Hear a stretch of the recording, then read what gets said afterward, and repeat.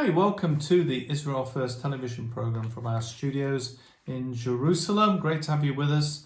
Thank you so much for joining us today for the program. We're looking at the news from Israel, looking behind the news, looking at the Hebrew roots and looking at what the Bible says about what's happening, what the Torah says about what's happening in these days. Now, the first big thing, and it's something all media outlets are looking at, is the protests in Israel, and we're going to talk about that to start off with, and maybe get a chance to speak about one or two of the news items that have come up in Israel.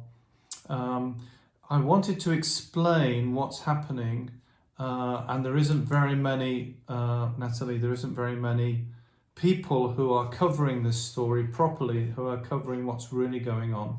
One person who is covering it is an Israeli lawyer called Gal Ger. She's been featured on the program a few times, some of her stories, and she's one of the Israel freedom fighters and has been working consistently all the way through all the COVID nonsense, telling us what's really going on. Now, Gal Ger says the country is protesting its way into the global agenda. It's all about the global elite. On the last program, we talked about the book of Daniel, Daniel chapter 7, and about the one world government, the global agenda. So there's a global agenda, and if you look at the news, you can look all around the world and you can see pretty similar themes of protests. That is, as we've come into the studio today. Gal Ger says, you may have heard about the big protests in Israel, allegedly against the legal reforms that Netanyahu's government is seeking to pass.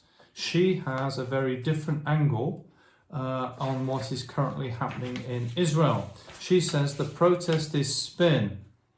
The protests in Israel are now harvesting the already high levels of social anxiety that have existed since the COVID years, and amplifies it through heavy propaganda, very similar to the one used to push the jabs and the COVID policy.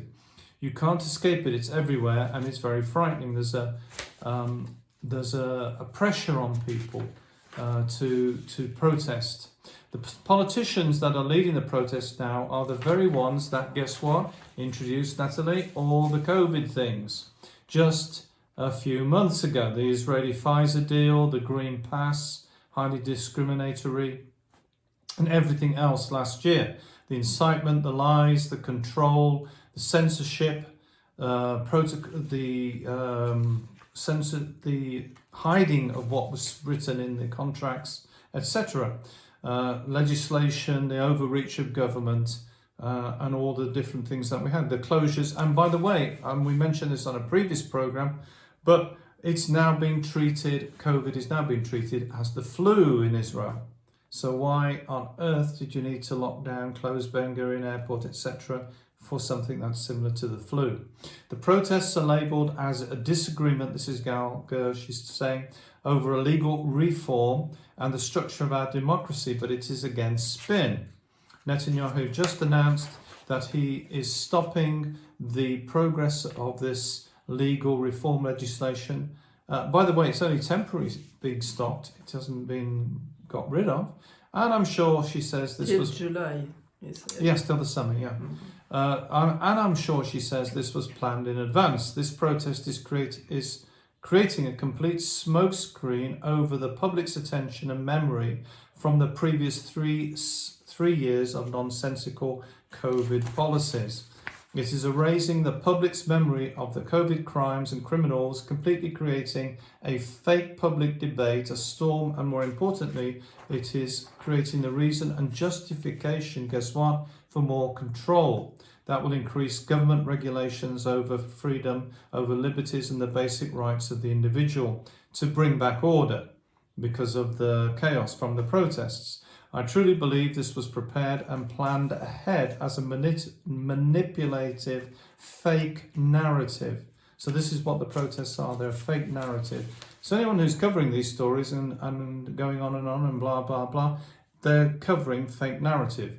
To create a smokescreen and to allow the government the next steps of control. Two examples that are recently hit us in Israel, and two examples which are currently being going through the Knesset, the Israeli parliament, are the first, the approval of a National Guard, and I'll talk a little bit about that in 1 minute, and the approval of the Search Without a Warrant Act. After Netanyahu announced, and you have to really connect the dots here. After Netanyahu announced that he would temporarily suspend the legal reform, he also announced the establishment of a National Guard controlled directly by, guess who? Minister Ben-Gvir and himself as Prime Minister. This National Guard, this gendarmerie, will be an additional force. It's a separate force with policing powers, so it has authority. This reminds me something in Germany. Yes. And under the direct government control, and it will be established through a new law that allows the Prime Minister, so it doesn't, we're not just having a new national force, but it's also going to be allowing the Prime Minister to declare this a state of civil emergency for at least 7 days without any need to further approval. He can just do what he wants, create a state of emergency. And this is for 7 days. This draconian law, it turns out, has been prepared since 2022. So there's nothing new about this. And reviews have even been written in support of this legislation by the Institute for National Security Studies in Israel. It turns out, believe it or not, that such a police force is necessary to help with natural and man-made disasters, whatever that means. The new law will allow the Prime Minister to declare a state of civil emergency based only on his decision, which is unbelievable, and approval of the Ministerial Committee for National Security Affairs. Democracy, isn't it? Yeah, it is not democracy. And the state of civil emergency, according to this new bill, is a very broad definition. So what is the state? What is a state of emergency? Well, I'll tell you. A situation that causes serious damage to public peace, mental safety or property relating to a large public or a large area, or there is real fear of such damage, including hostile sabotage activity, war, mass riots, that's just riots, terrorist activity, grassrooted or organised vulnerability, hostility, natural disaster, environmental hazards, hazardous materials, chemical or biological incidents, or radiation incidents.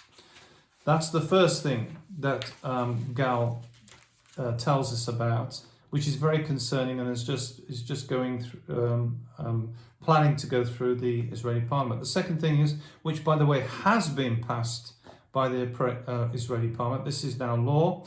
The Israeli government passed a law allowing police to search private homes without a judicial warrant. They can just knock on the door and search your home. There's no need for them to have a warrant to search the home. The wording of the law includes a situation where a reasonable and immediate suspicion has arisen that there is documentation or cameras that may be used as evidence of serious crime or an offence committed. It's very, very vague.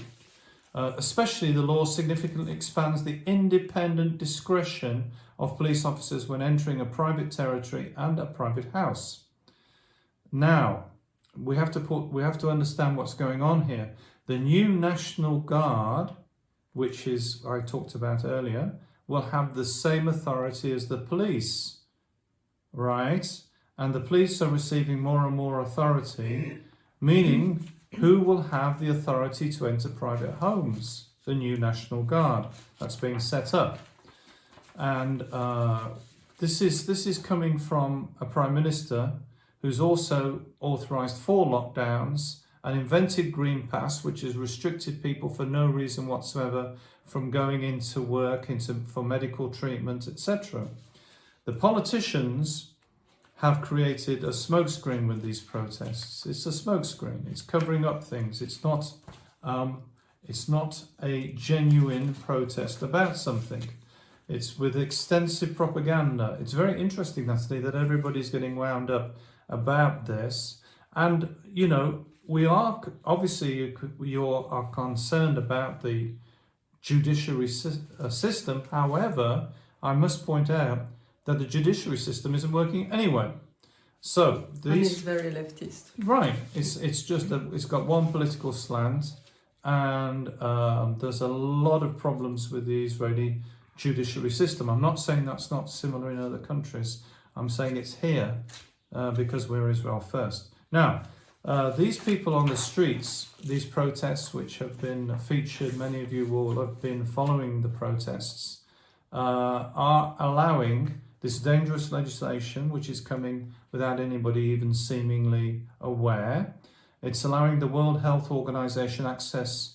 We've got the possibility of a climate act, a new biometric database. We've talked about a bit about that. Maybe I'll have to talk about a bit more today. And no one is opposing any of this, Nathalie. The so-called opposition who are meant to oppose. This is the point of a democracy: is that you have a government, and you have an opposition. The opposition is meant to question the legislation put forward by the government. Which give a balance. Yes, should give a balance. That's the balance of a democracy, and that's not happening in Israel, because what's happening is the opposition are rubber stamping the legislation, the controls, and they are causing a distraction. They're saying there's a big issue about one particular thing without looking at everything else. Now, what is very important, because sometimes we forget, like, our fundamental needs is, first of all, freedom of choice for every individual, be able to be who they want to be, which you have to let people have a certain freedom, which is fundamental. And then the government is there to serve the people. The government is not there to control the people. The government is our servant, should be our servant. And we have to really remember these things, because with what's happening slowly, the government is not serving us. He's controlling us. All around the world, by the way. We speak about Israel, but we know that it's a really world problem. But we have to know, we have to remember these things, because it's like, why are we fighting? Because the government should be serving us. And is there for helping the people to live in a right way, have certain rules and everything. It's never been the place for taking the freedom of the people at all. So we've got a situation where we have an opposition who are not opposing anything other than this judicial reform. But there's another problem as well, Nathalie. There's a problem that they are causing a lot of the chaos, the politicians. The language that's being used isn't suitable language for politicians. It's very violent language, aggressive language. They're pushing forward the agenda of protests, and on both sides there's a lot of angry, violent confrontations going on, and this is being exacerbated by the politicians who should be calming the situation down. So, you know, this is the situation for you to know, and you know, it's temporarily calmed down because we have just entered the season of Passover, for the feast of Pesach, and so at the moment it's quietened down, but it's still there in the background. Now, Nathalie, you've got some things to share with us, and exactly when you speak about what's happening in Israel and about what's happening in the world.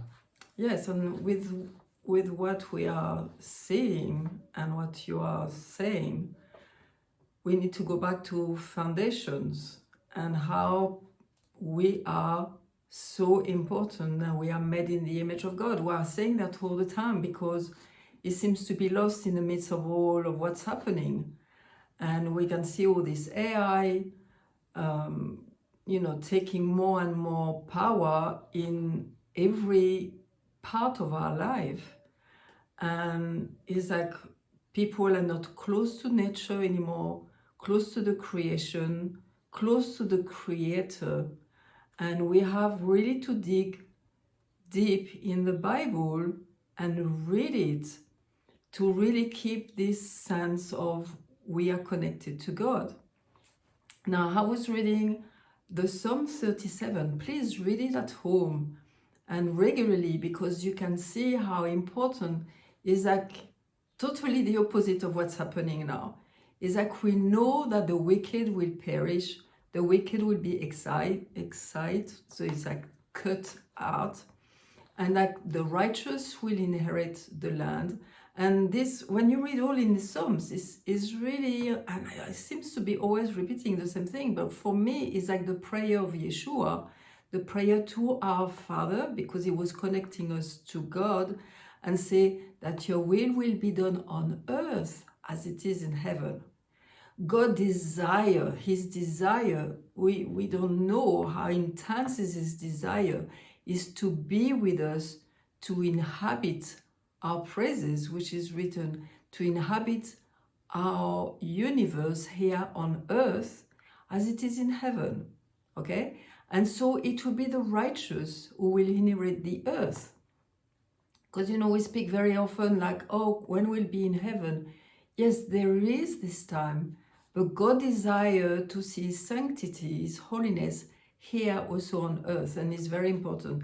Now, I wanted to, there is this, and also I wanted to, in this psalm, it's really beautiful, I wanted to look at something else. Let me see, that I find a place.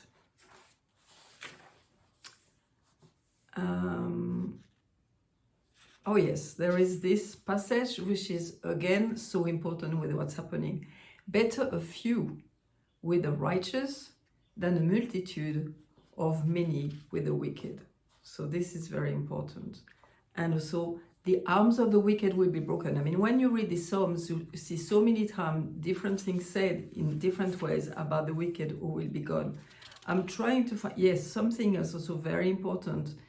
They will be not shamed, not the righteous, they will not be shamed in time of calamity. And in days of famines, they will be satisfied. We know that God is looking after us, okay? Fear is totally the opposite of faith. So we walk with faith. We know that God loves us so much. We are through a very big transformation. This is the end of the Olam Hazeh, I would say, which is the time where we are in, and we're going to come into the Olam Haba, which is the future, which is the millennium, which is the time of Shabbat, which will be like shalom all around, because the wicked and the evil will be taken out of the way. Now, I'm trying to find a place. There was a place also which is, let me try to find it, because it's really so beautifully said. I can't find it. But it was like God is speaking to our heart. The study of the Torah. Torah means instruction. Very often in your Bible you will find in translation is law, but it's not. Torah is instruction. And so all this study of the instruction of God is for the good. It's like to give us a balanced life. And yes, we use our mind, but we understand it with our hearts, okay? And so when we speak to the people, we use our intellect. But when we receive from God, the first thing we receive with our hearts. We can't receive his new life with our intellect. He's changing us with our heart, which is the place of our soul. And so we have to understand these things, like even what's happening in the world, we need to really understand also with our heart what's happening. We express it with our words and use our intellect, but the deep thing that we feel is truth. We feel it. We know that there is a big transformation that's happening. So I think it's very important that we can really encourage each other. And God is God. his Mashiach, the Messiah, is going to come. Are we ready? Am I ready? Am I ready to see Mashiach, the Messiah, to come on earth? His feet will be on the Mount of Olive. He will come. He will judge the people. He will judge us. How do we behave? And you know that love is the best things. When there is conflicts, we still need to love the other one, because we can see in him or in her, in the people, the image of God. We are all made with the sacred image of God. And so the important in the midst of this balagan, I would say, this mess, balagan is the Hebrew name for mess, we need to see in each other this spark of holiness. And we need to carry on and encourage each other to see always in the other one, despite everything that's happening. And you know, there was a story that we saw this week. It was in the middle of the demonstration, and it was on the Friday, and some Jewish people were starting to sing Shalom Aleichem, which is a song to welcome Shabbat. And there was a man who didn't listen to that for a long time. He was like, they will call it leftist. He just left the Torah on the side. He didn't really want it. And suddenly when he heard this song, you could see him he was a motorbiker. So he took his helmet out, and you could see his face just change when he was listening to this song. And he was putting his hand, and suddenly you could see, okay, he was trying to connect with his creator. It was very touching. And this is what God is doing in the midst of all this mess. And the Jewish people are going to see and seek him, and we are praying for that.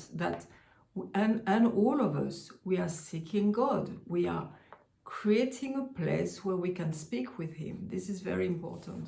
Yeah, we're living in the birth pangs of Messiah, and the world is going through the birth pangs, and all the One World Government, the World Economic Forum, and the World Health Organization, the World Government, and all the protests, and the COVID and the AI and all the other issues that we regularly talk about are all part of the birth pangs that this is the process that the earth is going through.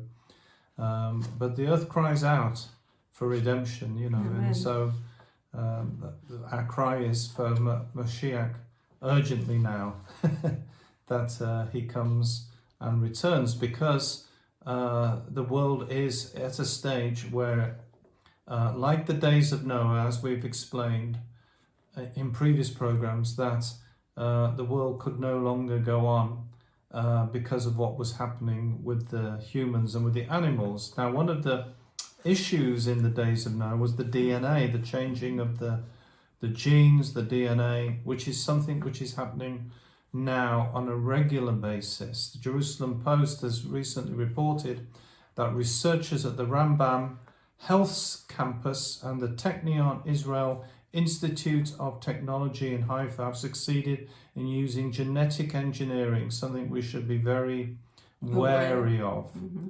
And, you know, God never called us to do genetic engineering, to treat heart rhythm disorders. Now, you'd think, well, that's a good thing, really, that we are looking for cures. But, you know, we are made, that Nathalie was saying, we are made in the image of God.